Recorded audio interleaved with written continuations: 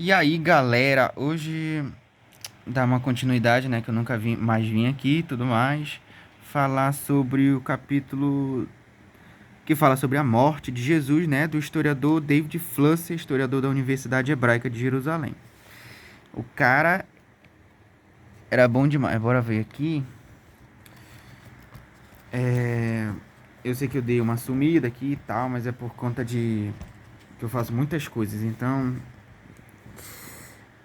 mas enfim, eu apareci aqui de novo, novamente e tal, e a gente vai analisar aqui o que o David Flusser vem analisar sobre a morte do Jesus histórico, né? Primeiramente que ele não segue a linha do Crossan, né? Do Crossan, do Chevitaresca, essa galera que fala que a narrativa do julgamento, sepultamento, Jesus perante o Sinédrio, aquilo dali tudo era invenção dos evangelistas. Não parte desse princípio de jeito nenhum. E também é muito imprudente uma análise dessa, né? Ele vai começar aqui em 62 depois de Cristo, né? Ele vai falar como que funciona uma reunião no Sinédrio, né? O sumo sacerdote saduceu Anás convocou sucessão, uma sessão do Sinédrio, qual tal Tiago, irmão do Senhor, e outros cristãos foram indiciados pelos juízes e condenados a apedrejamento. Os fariseus tramaram a deposição de Anás porque, em sua opinião, a sessão tinha sido ilegal convocada sem o seu consentimento. Aí aqui você pode dar uma pausa e dar uma lida pessoalmente e tal. E ele vai falar muito a respeito de como que a organização do Sinédrio se dava, né, em questão de julgamento. Ele vai citar aqui a fonte de Flávio Josefo, Mishnah e tudo mais. Uma coisa interessante aqui que ele vai abordar é justamente sobre Nicodemos. E tanto o James Dunn, lá em Jesus Recordado, quando ele vai falar sobre o sepultamento de Jesus, ele faz uma breve citação desse livro aqui, né, do David Flusser. David Flusser, ele é um grande historiador, né, altamente indicado, esse livro dele, da editora Perspectiva, para quem quer se aprofundar no Jesus histórico. Quem quer uma pesquisa boa, séria e, né, com análise histórica profunda, com várias documentações, várias citações bibliográficas de outros historiadores, eu recomendo David Flusser com toda certeza. E ele vai falar aqui de Nicodemos, né? Ele fala aqui de uma parada de Nicodemos que eu achei bem interessante. Nicodemos, ele aparece em fontes rabínicas, né? Fora dos evangelhos. E fontes rabínicas que dão um complemento àquilo que o evangelho de João vai falar, né? Pra tu ver que os evangelhos têm um respaldo histórico, né? Ele fala aqui umas observações sobre José de Arimateia, isso é indicado pelo fato de que não ter sido enterrado em nenhuma das duas tumbas reservadas para aqueles executados por ordem de um conselho supremo. José de Arimateia implorou a Pilatos para deixasse seu corpo. Então ele não vai naquela perspectiva, né, de John Duncan Crossan, de que dizia que Jesus ele não foi sepultado, José de Arimateia não existe, não existiu historicamente. Eu também recomendo a leitura para quem quiser se aprofundar, né, no caso de José de Arimateia, sepultamento de Jesus, na ressurreição como um todo. Dele Ellison, ele escreveu tanto Resusciting Jesus como também Resurrecting Jesus. Tem trechos fragmentados desse livro dele na Google Books, né? Quem quiser se aprofundar, ele tem. O livro dele está disponível na Google Books, fragmentado em inglês. Eu espero um dia que a Paula traduza esses livros. Mas até lá, né? Até lá a gente fica com o que já está traduzido no Brasil, né? E essas obras em inglês são caras que são, então é até difícil para trazer para o Brasil. Ele continua, apenas Mateus inclui o detalhe questionável de que a tumba na qual Jesus foi colocado pertencia a José. Justamente pelo fato de só estar no Evangelho de Mateus, há um certo questionamento, né? Se essa tumba pertencia só a ele, se era familiar e tudo mais. Mas o fato é que Jesus ele foi sepultado por José de Arimateia. Este foi, contudo, um ato profundo de amor, porque dificilmente podemos encontrar tumbas judaicas antigas daquela época na qual não houvesse vários ocupantes. Geralmente as tumbas elas eram compartilhadas, né? Então não era só de uma pessoa pertencente, né? José de Arimateia era membro do conselho da cidade de Jerusalém, um homem rico como tal, Dele se esperava a caridade. Este dever foi cumprido no sepultamento de Jesus. De acordo com João, Nicodemos, que Jesus encontrara algum tempo antes, trouxe uma mistura de mirras e aloe vera. E juntos, ele e José sepultaram Jesus. Nicodemos também era oriundo da Galileia. Sabemos a partir destas fontes rabínicas que este Nicodemos, filho de Gorion, era também um dos conselheiros de Jerusalém e um dos 3 nobres mais ricos da cidade. Olha aqui uma foto de assim chamada tumba de Herodes. Ele era um historiador da Universidade Hebraica de Jerusalém, né? Então ele, né, conhecia bacana Israel. Ele continua aqui, né? Peraí, deixa eu voltar aqui de novo. Mais tarde, durante a Guerra Judaica Romana, rebeldes fanáticos queimaram seu celeiro. Nicodemos provavelmente morreu na guerra e sua filha então viveu uma pobreza terrível. Seu contrato de casamento foi assinado por Rabino Yorkan Zakkai, amante da paz e aluno de Hillel. Filho de Nicodemos foi mais provavelmente o Gorion, que no início Levante tomou parte das negociações. Aí só para dar uma acelerada aqui, num relato anterior, um homem chamado Gorion, filho de José e do fariseu Simão, filho do famoso Gamaliel, aquele que em Atos dos Apóstolos cita, que veio em defesa dos apóstolos e foi mestre de Paulo, tentaram em vão opor-se aos fanáticos. Ao que parece, todos estes homens pertenciam às mesmas famílias patriarcais de Jerusalém. Aí aqui ele vai fazer a citação de onde Nicodemos ele é citado, né? E ele conclui que as fontes rabínicas complementam, portanto, o retrato de Nicodemos apresentado por João. Então aquela narrativa de que Nicodemos também é um personagem inventado e não um personagem histórico, não é muito bem por aí, não. Ele é bem histórico e ele tem respaldo historiográfico. Aí ele vai mostrar umas imagens da Vila Herodiana e tudo mais. Fazer uma referência a Caifás. Eu vou dar uma passada rápida, tá, galera? Só focar aqui para vocês lerem mesmo. O interessante é que David Flusser, ele também não vai nessa linha de que ele é um historiador que ele justamente por conta desse contato dele com as fontes rabínicas antigas, fontes judaicas, fontes romanas, ele percebe que muito do relato histórico dos evangelhos tem respaldo, né?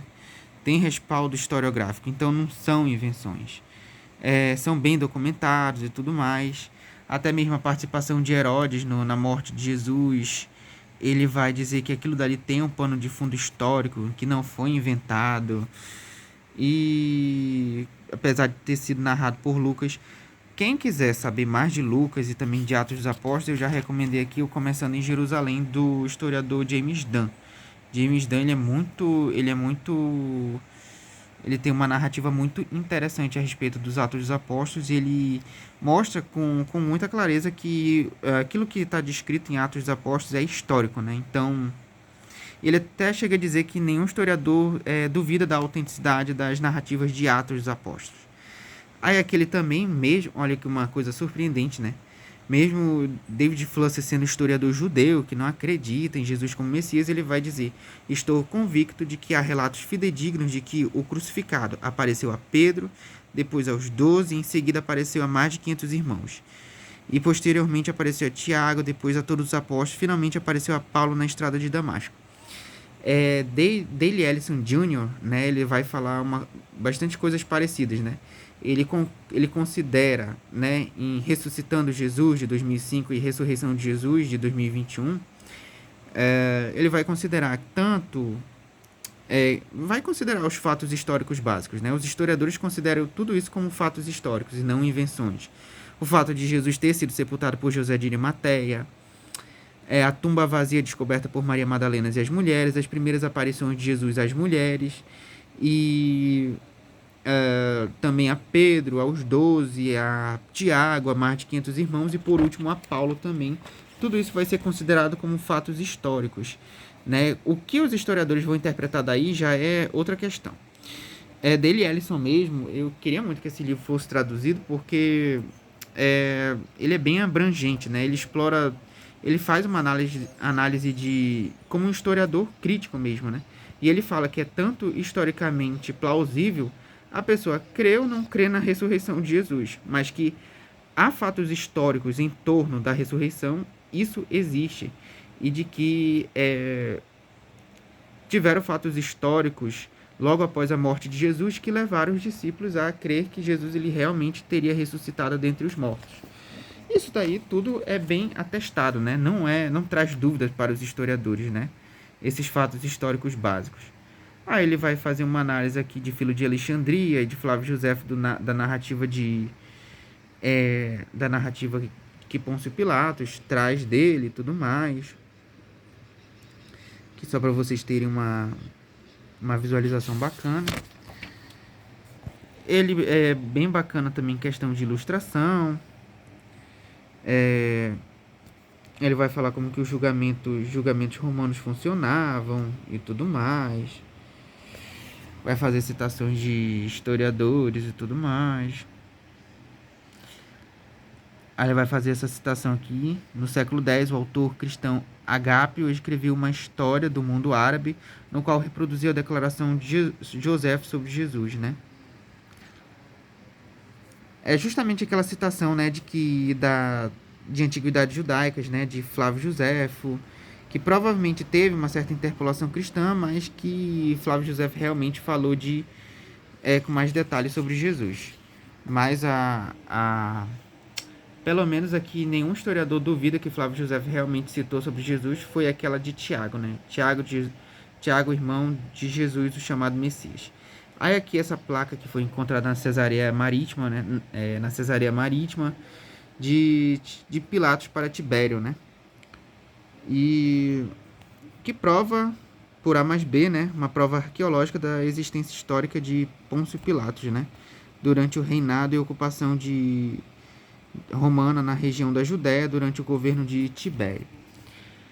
E uma coisa interessante é que Pilatos, como governador romano, né, ele não ficava, né, em Jerusalém, ele não ficava na capital, ele ficava na Cesareia Marítima, né, justamente governando a região da Cesareia. E ele só aparece em Jerusalém naquele momento dos evangelhos justamente na Fortaleza Antônia, somente por conta da Páscoa mesmo, para evitar certas confusões e rebeliões e revoltas, né? Aí vocês podem dar uma olhada, uma analisada e tudo mais. Eu faço isso justamente porque vocês sabem, né, que nem todo mundo tem acesso a esses livros, e eu já indico, né, quem quiser estudar o Jesus histórico, David Flusser é um bom começo, né? É um bom começo, eu acho pelo menos um bom começo, porque ele é bem completo e esse livro dele é bem didático, né?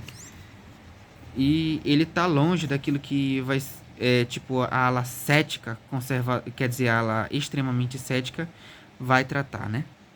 Aí é que ele vai falar do envolvimento de Herodes Antipas, vai falar sobre o título Rei dos Judeus, de que foi justamente essa questão de Jesus ser visto como Messias, essa expectativa messiânica em cima de Jesus, que levou ele a ser crucificado, né? Porque não existe outro rei senão César na concepção dos romanos, né? Aí vocês vão dando uma lida aí e tal, crucifique um. Ele vai dar uma analisada nas leis romanas, no relato de Barrabás, nos status de Jesus e tudo mais. Exibindo o senso de justiça distorcida, Pilatos libertou Barrabás. Sua decisão o obrigou, por bem ou por mal, a levar a acusação contra Jesus muito mais sério do que antes, devido ao incidente no templo. A censura profética de Jesus contra os sacerdotes aristocratas, Pilatos podia facilmente crucificá-lo como um agitador do povo. Ademais, circulavam rumores de que ele era o Messias, né? Pilatos fez aí aqui, tudo mais, aqui só para focar primeiro aqui nessa partezinha aqui, tudo mais. Pilatos fez com que as palavras Rei dos Judeus fossem penduradas sobre a cabeça de Jesus em tom de chacota. São idênticas àquelas na quais brincou ironicamente durante o interrogatório de Jesus. Para uma análise mais ampla sobre a lei romana e julgamento de Jesus, essas fontes aí. Sua discussão poderia ter sido reforçada caso desse grande atenção política aos procedimentos legais de Roma. Aqui algumas imagens e tal. É isso aí, galera. David Flusser aí pra vocês. Esse livro aqui eu comprei, se eu não me engano, foi no Mercado Livre. Ele tava por R$100 na época, né? R$100, eu acho. Outro livro bacana que eu vira e mexe também uso aqui também é o Últimos Dias de Jesus, do Craig Evans Wright, né? São bons livros também, vão trazer bastante referência de documental e de outros historiadores, né?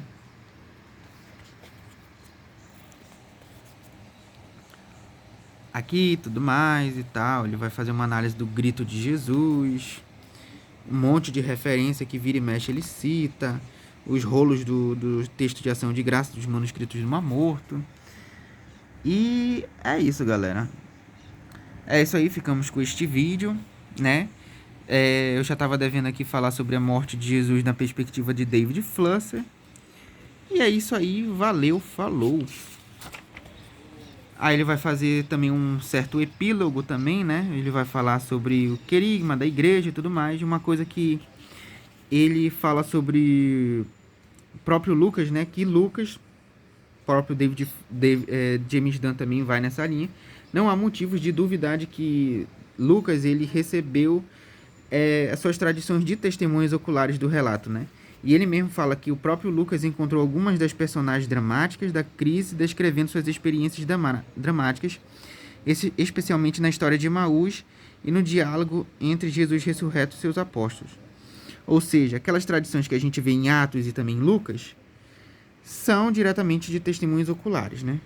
E, logicamente, Lucas ele conheceu Paulo, conheceu Silas, conheceu muitas pessoas que tiveram contato também com Pedro. Então, cara, ele era um cara que, tipo, ele tinha muita informação histórica precisa a respeito de Jesus, né? Por isso que, se quer ter uma visão de um historiador cristão antigo, leia Atos dos Apóstolos e o Evangelho de Lucas. E é isso aí. Valeu, falou, galera. Tamo junto e é isso. É nóis.